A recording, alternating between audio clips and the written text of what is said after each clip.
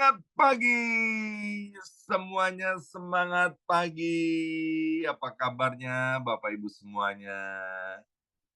Ya, senang sekali hari ini Senin 20 Januari 2024 boleh bersama-sama kembali dengan Bapak Ibu anak-anak Tuhan yang luar biasa ya. Baik, mari kita buka Alkitab kita sekarang dari kitab Roma pasal yang ke-8 ayat yang ke-32. Roma pasal 8 ayat 32. Yuk kita baca bersama-sama 2 3. Ia yang tidak menyayangkan anaknya sendiri, tetapi yang menyerahkannya bagi kita semua. Bagaimanakah mungkin ia tidak mengaruniakan segala sesuatu kepada kita bersama-sama dengan Dia. Ya, Bapak Ibu sekalian, kita mungkin masih ingat dengan pelajaran di sekolah tentang seorang yang bernama Napoleon Bonaparte ya, seorang pemimpin dari Prancis yang sangat terkenal ya. Satu kali seorang prajurit muda di dalam pemerintahan Napoleon Bonaparte itu melakukan suatu kesalahan yang besar ya, dan kemudian prajurit ini seharusnya dihukum ya. Tapi karena kemurahan hati daripada Napoleon Bonaparte, maka kemudian prajurit ini tidak dihukum. Nah, satu kali Bapak Ibu sekalian, prajurit yang sama itu juga melakukan kesalahan lagi. Kesalahan yang dilakukan kedua kalinya ini jauh lebih serius daripada kesalahan yang pertama. Sehingga Napoleon Bonaparte tidak bisa mengampuni prajurit ini. Maka kemudian hukuman yang diberikan kepada prajurit ini adalah hukuman mati.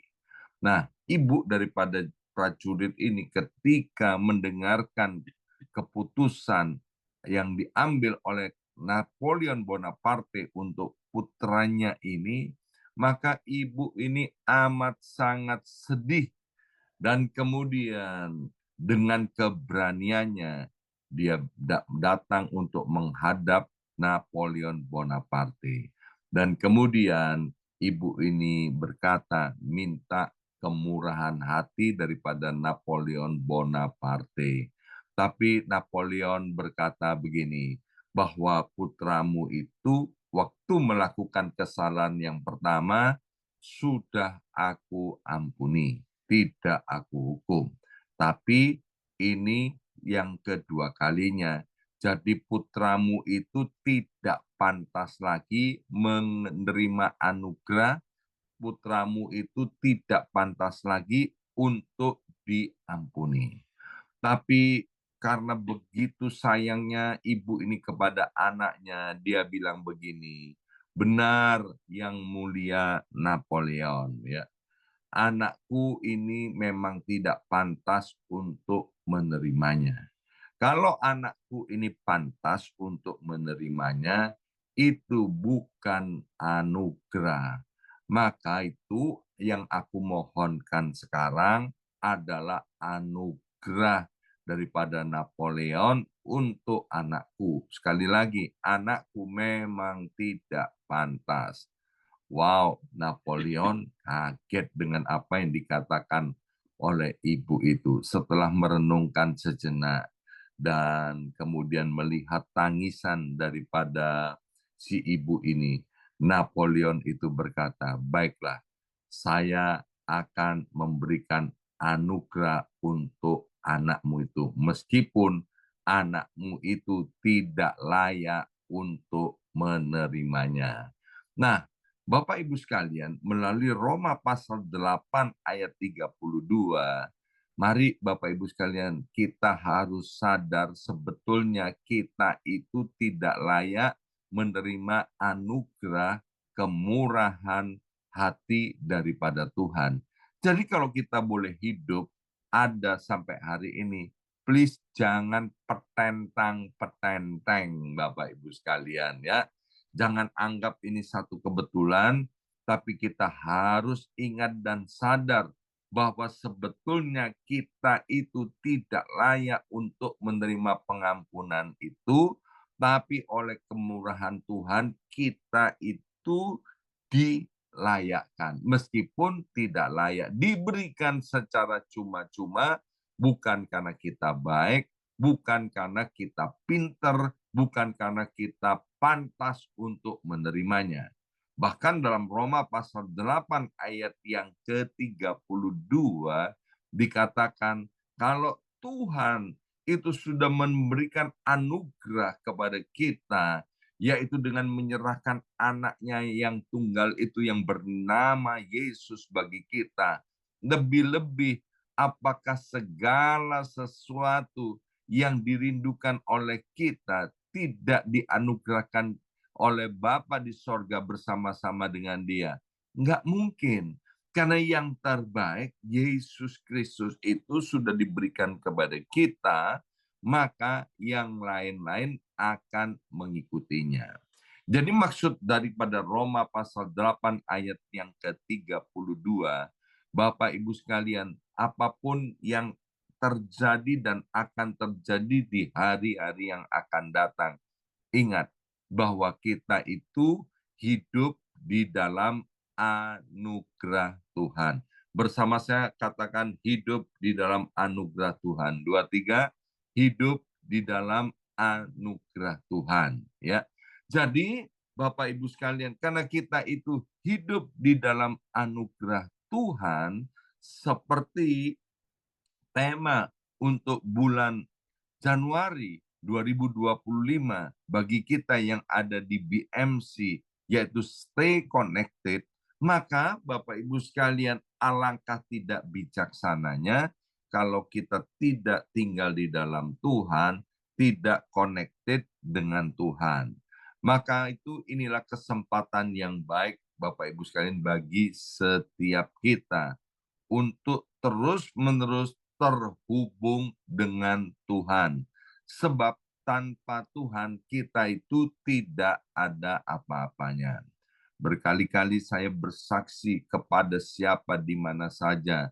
Saya selalu mengatakan, kalau saya ada sebagaimana ada hari ini, bukan karena kuat dan gagah saya.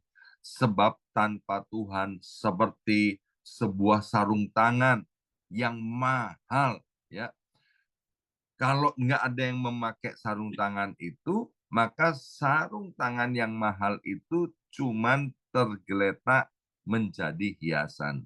Hari ini, oleh karena kemurahan Tuhan, kita boleh ada memasuki tahun 2025. Dan percayalah Bapak Ibu sekalian, anugerah Tuhan itu lah yang akan kemudian memberikan segala sesuatunya kepada kita bersama-sama dengan Yesus Kristus Tuhan. Yang kedua, Bapak Ibu sekalian, mari kita lihat di dalam kitab Yeremia pasal 29 ayat yang ke-11. Ayat yang amat sangat terkenal ini. Demikian bunyi firman Tuhan, sebab aku ini mengetahui rancangan-rancangan apa yang ada padaku mengenai kamu. Demikianlah firman Tuhan, yaitu rancangan damai sejahtera dan bukan rancangan kecelakaan, untuk memberikan kepadamu hari depan yang penuh dengan harapan.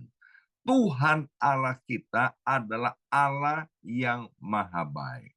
Karena Tuhan itu Allah yang maha baik, maka tidak ada produk kejahatan. Sekali lagi, tidak ada produk kejahatan yang keluar dari Tuhan Allah yang maha baik.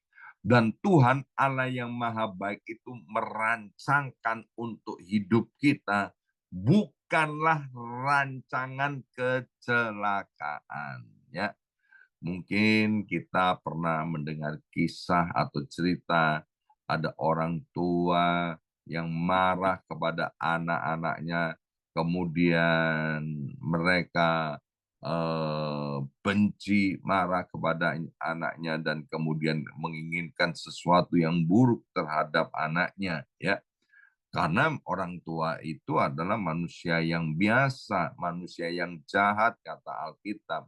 Karena orang tua itu adalah manusia yang jahat, tentu ada produk-produk yang jahat keluar daripada hidupnya. Tetapi Allah Bapa kita yang ada di sorga, Dia Allah yang maha baik, sama sekali nggak ada satu produk jahat yang keluar dari hidupnya. Maka itu rancangannya untuk kita adalah rancangan damai sejahtera yang memberikan kepada kita masa depan yang cerah, masa depan yang penuh dengan pengharapan. Yohanes 10 ayat 10 dengan jelas berkata, Aku, Yesus, datang ke dunia ini untuk memberi kamu hidup, dan hidup itu dalam segala kelimpahan. Tuhan Yesus datang ke dunia ini untuk mengangkat hidup kita, untuk menaikkan derajat kita. Tetapi iblis datang ke dunia ini untuk menurunkan, untuk menghancurkan kehidupan kita. Roma pasal 5 ayat yang kelima berkata, dan pengharapan tidak mengecewakan, karena kasih Allah telah dicurahkan di dalam hati kita oleh Roh Kudus yang telah dikaruniakan kepada kita. Maka itu Bapak Ibu sekalian, di awal tahun 2025, yang pertama kita harus menyadari bahwa kita boleh masuk tahun 2025 bukan karena kita hebat, tapi karena anugerah Tuhan. Maka yang kedua, Bapak Ibu sekalian, biarlah kita terus menaruhkan pengharapan kita kepada Tuhan. Sebab rancangan Tuhan kepada kita adalah damai sejahtera, masa depan yang cerah, masa depan yang penuh dengan pengharapan. Mari kita buka dalam kitab Daniel pasal 3 ayat 17 sampai dengan 18. Daniel pasal 3 ayat 17 sampai dengan ayat 18. Jika Allah kami yang kami puja sanggup melepaskan kami, maka Ia akan melepaskan kami dari perapian yang menyala-nyala itu, dan dari dalam tangan-Mu, ya Raja. Tetapi seandainya tidak, hendaklah Tuanku mengetahui, ya Raja, bahwa kami tidak akan memuja dewa Tuanku dan tidak akan menyembah patung emas yang Tuanku dirikan itu. Nah, apa yang kita baru baca tentang Daniel?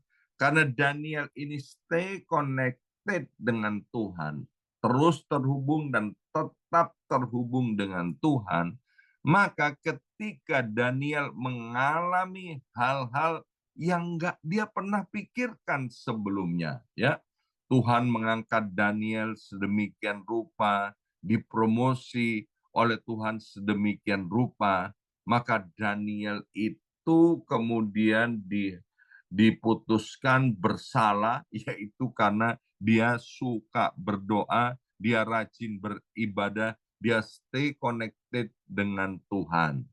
Maka itu Daniel nggak mau dia menyembah patung daripada Nebukadnezar ini, Bapak Ibu sekalian. Sehingga Daniel itu harus dimasukkan ke dalam gua singa.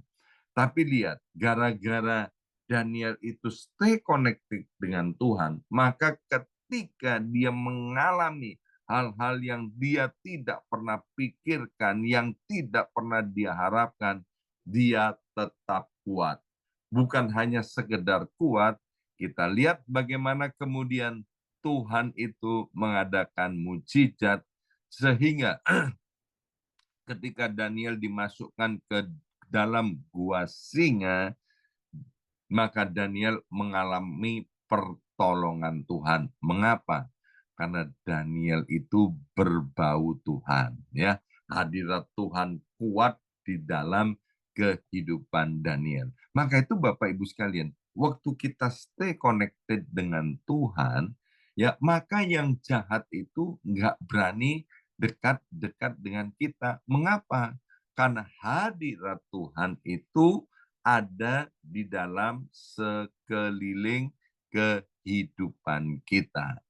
Maka Bapak Ibu sekalian, kalau kita tahu Bapak Ibu sekalian, stay connected itu adalah suatu hal yang penting, tetap tinggal di dalam Tuhan itu adalah suatu hal yang penting, maka apa yang dikerjakan oleh Bapak Ibu hari ini, datang ke doa fajar, kemudian kemarin ya tadi malam meskipun turun salju yang begitu lebat, tapi jemaat BMC New York tetap antusias untuk beribadah.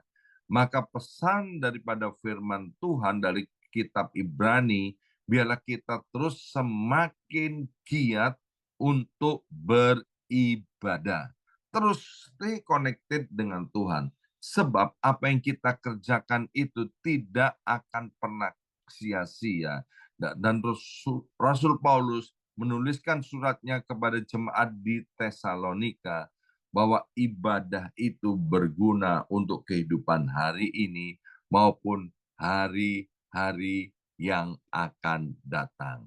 Dan yang keempat, Bapak Ibu sekalian, mari kita buka Mazmur 23 ayat yang keempat. Mazmur 23 ayat yang keempat. Daud berkata, sekalipun aku berjalan dalam lembah kekelaman, aku tidak takut bahaya, sebab engkau besertaku, gadamu dan tongkatmu, itulah yang menghibur aku. Ya, tadi malam selesai ibadah, maka kemudian kami mendapati bahwa di halaman gereja itu kemudian penuh dengan salju, Bapak Ibu sekalian. Mobil-mobil tertutup dengan salju. Tapi yang membuat kami bersuka cita, anak-anak itu bisa bermain salju, kemudian bikin bola yang begitu besar, kemudian lari sana, lari sini, ya. Wow, luar biasa. Dan setelah itu yang luar biasa lagi, saling bergotong royong untuk membersihkan mobil-mobil itu, ya. Sehingga apa? Semuanya bisa pulang dengan gembira dan sukacita. Bayangkan itu, ya, jemaat Tuhan saling menolong, saling membantu di tengah-tengah badai salju yang terjadi. Nah, Mazmur 23 ayat yang keempat, Daud berkata begini, aku meskipun berjalan dalam lembah kekelaman, aku nggak takut bahaya, sebab Tuhan besertaku. Ya, jadi kalau jemaat BMC New York itu kemudian saling ditolong satu dengan yang lainnya, ada hal-hal yang manusia tidak bisa tolong, maka Tuhan itu yang dikatakan oleh Daud dalam Mazmur 23 ayat yang keempat, ketika kita mengalami hal-hal yang tidak baik di luar kendali dan kontrol kita, percayalah, karena Tuhan yang beserta dengan kita, maka kita aman 100%. Ya. Tahun 2025 mungkin ada hal-hal seperti yang saya sampaikan hari Sabtu kemarin, ada jalan-jalan yang belum kita ketahui. Kalau itu nanti sampai kepada jalan yang bahaya, jangan pernah takut Bapak Ibu sekalian. Kalau kita stay connected dengan Tuhan, artinya kita tinggal di dalam Tuhan, Tuhan tinggal di dalam kita, artinya Tuhan beserta dengan kita, maka Bapak Ibu sekalian kita aman dalam perlindungan Tuhan. Hari ini kita sudah belajar 4 hal. Yang pertama, kita hidup itu adalah anugerah Tuhan. Karena kita hidup dalam anugerah Tuhan, maka segala sesuatu akan dianugerahkan juga kepada kita. Anugerah artinya kita tidak pantas untuk menerimanya, tapi itu diberikan secara cuma-cuma. Yang kedua, kita sudah belajar bahwa kita harus terus menaruhkan pengharapan kita kepada Tuhan, sebab pengharapan itu tidak pernah mengecewakan. Dan yang ketiga, kita meniru keteladanan daripada Daniel. Bagaimana dia stay connected dengan Tuhan, sehingga ketika dia dimasukkan ke dalam gua singa, dia tetap aman. Kenapa? Karena stay connected dengan Tuhan, ada hadirat Tuhan, berbau Tuhan, sehingga singa-singa itu pun tidak bisa mencelakai dan melukai Daniel. Demikian juga apa yang bahaya di depan kita itu tidak akan membahayakan kita karena ada hadirat Tuhan yang menjaga dan melindungi kita. Dan yang keempat kita belajar kalau mungkin atau misalnya ya kata orang Jawa amit-amit jangan sampai terjadi, tapi seandainya Tuhan izinkan kita melewati masa-masa kekelaman, jangan pernah takut Bapak Ibu sekalian, sebab Tuhan itu adalah gembala kita yang baik, yang beserta dengan kita. Asal kita terus stay connected dengan Tuhan. Mari kita berdoa.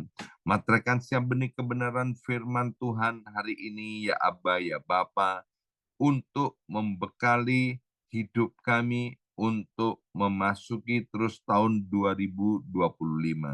Kami sangat percaya akan banyak terobosan besar terjadi dalam hidup kami. Karena kami memasuki tahun 2025 ini bukan dengan kuat dan gagah kami, tapi kami memasuki tahun 2025 ini dengan anugerah Tuhan. Dan kami mengamenkan setiap firman Tuhan yang sudah kami dengar pada hari ini. Dalam nama Yesus kami sudah berdoa. Haleluya. Amin, amin, amin.